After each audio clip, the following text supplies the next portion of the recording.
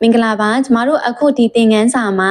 ကပိဆိုတဲ့အသုံးလေးကိုအဓိကထားပြီးတော့လေ့လာကြည့်ရအောင်အဲ့တော့ဒီမှာဝါကျ3ခုရေးထားတယ်ပထမဝါကျသည်我住在你家隔壁我ဆိုတော့ကျွန်တော်ကျမပေါ့အဲ့တော့ကျွန်တော်ကတဲ့住နေထိုင်နေ在ဆိုတော့ဒါဒီနေရပြမှာမှားဆိုတဲ့အဓိပ္ပာယ်လေးဘယ်မှာနေလဲဆိုရင်နီး家မင်းအိမ်ရဲ့隔壁ကပိဆိုတာဒီဘေးချင်းကပ်ရက်ကိုပြောတာမင်းအိမ်နဲ့ဘေးချင်းကပ်ရက်မှာနေပါတယ်ရမယ်နော်ဒါဆိုရင်နောက်တစ်ခုလေးကြည့်ရအောင်ကပိ家的孩子အဲ့တော့ဒီကပိ家ဆိုတော့ဘေးချင်းကပ်ရက်အိမ်ကိုပြောတာကိုနဲ့နေရန်ဘေးချားနေတဲ့ဘေးချင်းကပ်ရက်အိမ်အဲ့ဒီအိမ်က孩子ကလေးရတဲ့今年ဒီနှစ်မှာ上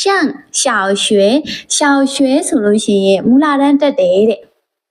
အဲ့တော့ကျမတို့ကကိုယ့်ရဲ့အိမ်နီးချင်းတွေကိုပြောဆိုတဲ့အခါမှာလင်ကျွီးဆိုတဲ့အသုံးလေးလည်းသိရလေနော်ဒီနေရာမှာကျမတို့ကလင်ကျွီးကြားကိုသုံးလိုက်တယ်ဆိုရင်အတိတ်ပဲကွာခြားချက်ရှိတယ်ကပိကြားဆိုတာကကြတော့နေရမဲချားနေတဲ့ဘေးချင်းကပ်ရဲ့အိမ်ကိုပဲပြောတာ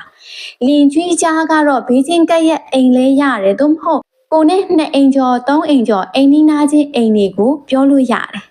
ရပါမယ်နော်ဒါဆိုရင်ကျမတို့နောက်တစ်ခုလေးကြည့်ရအောင်ကပိကြားတဲ့ကုံအဲ့တော့ကုံဆိုတာကခွေးလေးကိုပြောတာဘေးချင်းကရဲ့အိမ်ကခွေးလေးရတဲ့ဟန်ခအိုက်ကချစ်စရာကောင်းတယ်အဲ့တော့အရန်ချစ်စရာကောင်းပါတယ်တဲ့ရမယ်နော်